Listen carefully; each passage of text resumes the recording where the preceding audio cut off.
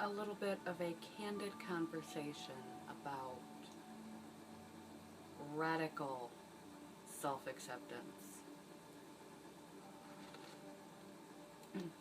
in terms of your eating disorder recovery group. We're a group of people who has always struggled with our appearance. Eating disorders are not about appearance, although people outside of the conditions presume that they are, about the food, about the appearance, and that's why it should be easily changeable. It's not about that. However, because that has been the primary source of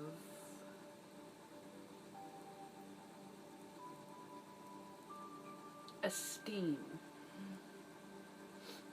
of vindicating and validating ourselves, is this battle against yourself.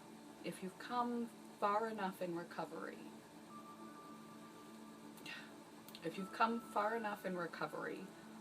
you realize that that's a game no one's winning.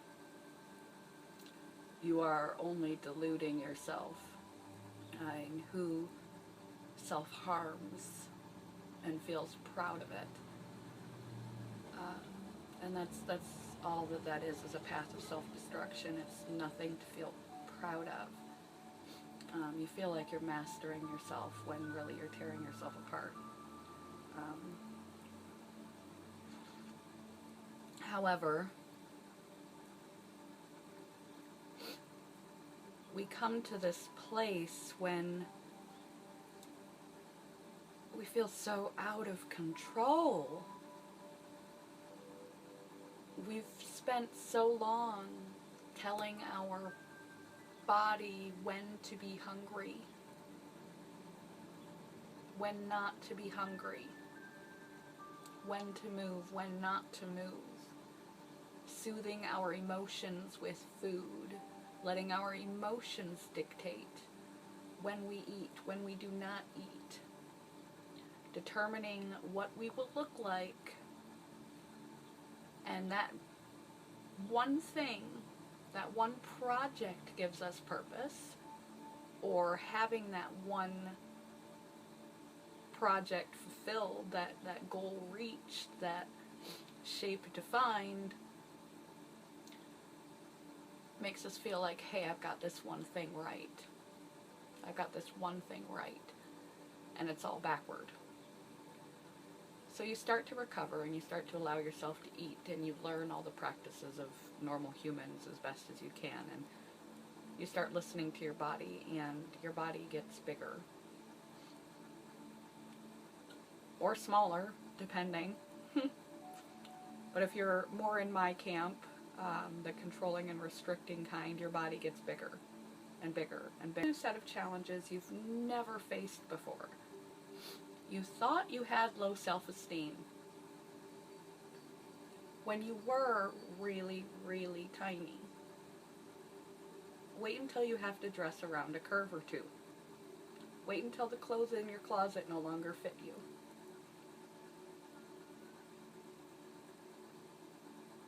These hurdles we have to cross. But if you have your why right, you can regroup when you get to these places and fine-tune and realize.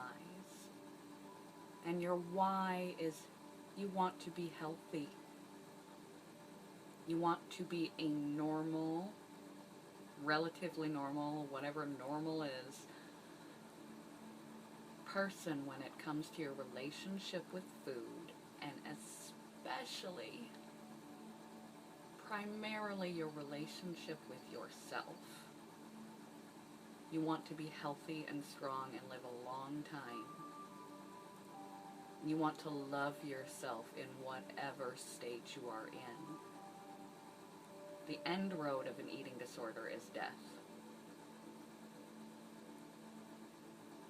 It's not sustainable. There's a lot of ways to die, to be frank. It's a very serious condition, and said at minimum you have nothing else in your life, and it's really unhappy. It's not a happy place to be. So bear in mind when you get to these hurdles all that you've gained, not in size, in life. All think about what your life, what your days used to revolve around, and how much less stress that you have. And bear in mind that you are still not well. You're working from an ill perspective. What you think is too big, too much, too out of control, too. Do you feel like you're taking up too much space? You deserve to take up space. Do you fear that once you become average in your exterior, that you will have lost your identity? Who will love me? Who will care about me when all I have to offer is my personality? I'm not very worthwhile. I don't get up to much. That's ill thinking. You have a great individual in there, a little kid in there, waiting to experience life, real life. I don't know why this made me cry.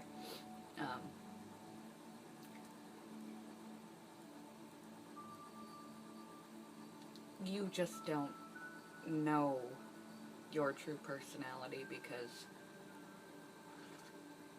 you've been so distracted by this illness. It will come out of you naturally when you move all the roadblocks you're putting up. Fear not. You're awesome. And that place of having that be your identity, would an alcoholic be like, oh man, I can't give up my alcoholism because why would anyone like me without it? It's all that I am. It's the best thing about me. I'm nothing without being a drunk. That's kind of what the logical half of that is, what everyone else is seeing.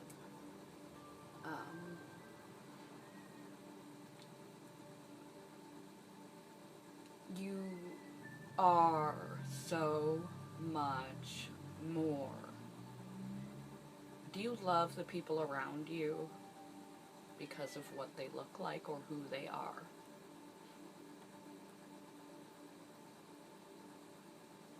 Everyone else in the world looks at you the same way. They love you for who you are. You just can't see it anymore. So if you've made some progress in recovery and you reach those points where nothing in your closet fits you and you have to actually not just let go of the tiniest things, but purchase things that are bigger, where you're dressing around curves, radically accept yourself.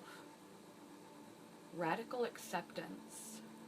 You could have so much more going on with you. There are people who have physical disabilities, who have been in car accidents, who have had trauma. There is aging. There is so much more going on physically than what an average person has to deal with being average. And they are loved and lovable for who they are. keep perspective. Keep perspective. Realize what you've gained and keep perspective. Do not possess terminal uniqueness, that your situation is different from everyone else on the planet. The healthier you get, the more you have to remind yourself of the original goals. It's easy. No one said it was easy, but it's worth it. It seems like it would be harder in the beginning. And yes, getting that first little bit when you're completely mental going is really hard because it's such a habit. Sustaining, when all the negative habits are gone, when your life is not dominated by negativity. I mean, if we're unhappy, we really want to change. If we're suffering, we really want to change. When you get farther in recovery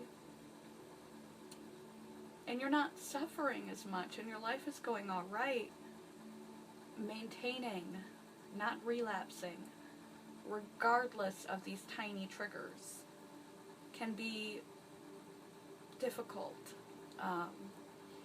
because you find yourself in positions you've never found yourself, and you have all this cascade of old ill thoughts that tries to get back in your head. My partner said something the other day that really hit a chord, because it's something I'm keenly aware of and I need to be better at, and it just let me know that he's keenly aware of it and I've not been doing a very good job. He said, I've always wanted a girlfriend with a self-confidence problem.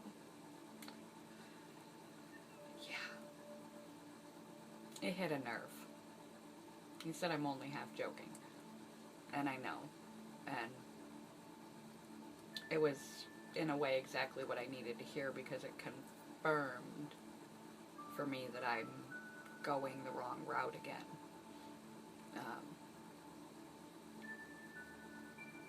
You need to not judge yourself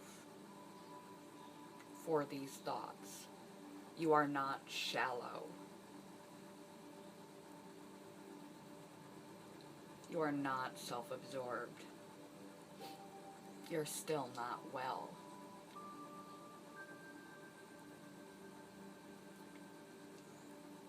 And when you find yourself in these places, think of yourself from the outside. That can be helpful. Be aware of your impact on those around you. How you're behaving as opposed to how other regular people behave in a given situation if they outgrow their clothes. If they don't feel like they look okay on a given day. How negative are you being toward yourself? How much mirror checking are you? What are these things that you're doing impacting on those around you, and what is outside of what others do?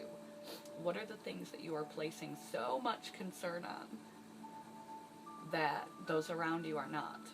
Those are things you still need to work on. That's still the illness. And regardless how ill you are, regardless how big you are, how small you are, at any time, even if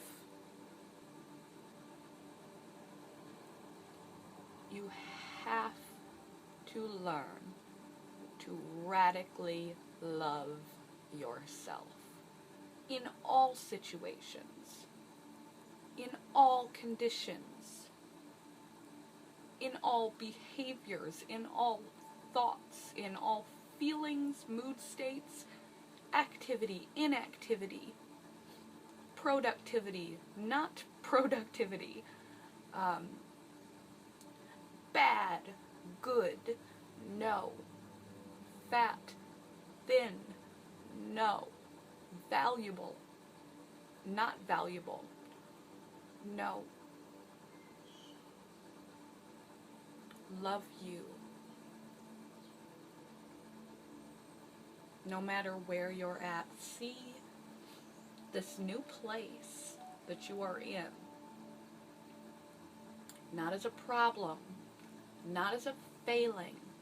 Every new phase you get to, even if you are the antithesis physically of what you would have ever wanted in your conditioned and sick mind.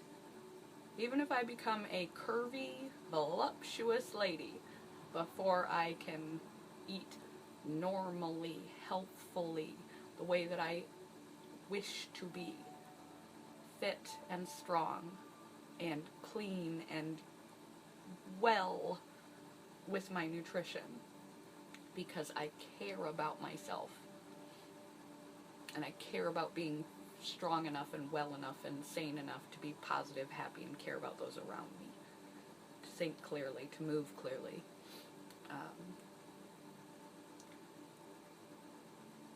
See that, and I will see that as an opportunity to realize that there's a million billion different ways to be in this life, and see it as an opportunity. So you're in a place you never thought you'd be. What's it like? What's it really like? Are there really people coming up to you, giving you sideways glances, or is everyone treating you pretty much the way they always have?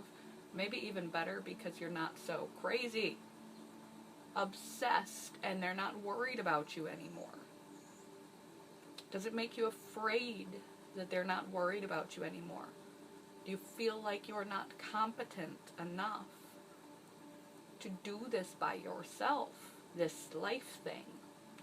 And that if they don't care about you, if they're not worried about you, you'll be alone. You'll have to figure all the rest of that out alone. And it's okay to take up space. You've got this life thing. You are competent.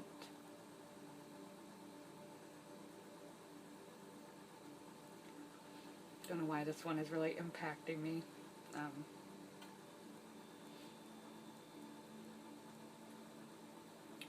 When you take away the crutches, you feel things more. And this is pretty close to home.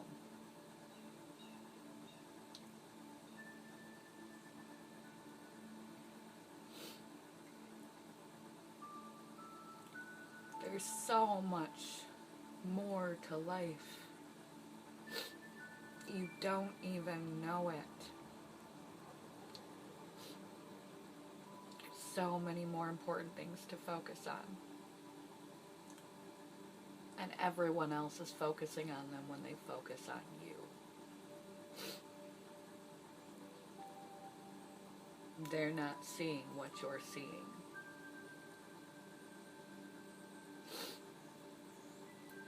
And you're missing everything that they are seeing. So every time you reach one of these critical junctures, remember your why. The goal is to get to food just being food, to caring about what you put in your body because it is good for your body, to working cooperatively as a whole sound individual with yourself. Why? Because you love yourself. In whatever state, whatever age, whatever shape, whatever condition, whatever place, whatever position you are in your life, now, tomorrow, the next day, you love yourself. And you radically accept yourself in any state as good, totally, wholly good. no matter what. And anytime you find yourself in those uncomfortable places, positions, perspectives in life, seize them as an opportunity to experience life from a place you never thought you would. Love yourself right where you are in that place. And really take a good look around of the reality of how people treat you. What really happens when you change? It doesn't all fall apart. I promise you. I promise you, I promise you, I promise you. You are still the only one standing in your way. You can deal with anything. You are worse taking up space. It is okay to buy new clothes. It is okay to be big. It is okay to be small. It is okay to be uncomfortable. It is okay to still have issues. It is okay. You are okay. You are always okay, no matter what, no matter when. You are good and beautiful and fine, and you got this. And remember, the thing you put highest on the list, everyone else puts at the bottom. Use your time on this planet wisely. You've done well so far. Just keep going. Love you guys, and especially those in recovery. I hope someday you love yourself as much as you love the other person in life that you love more than anything. That is the end game.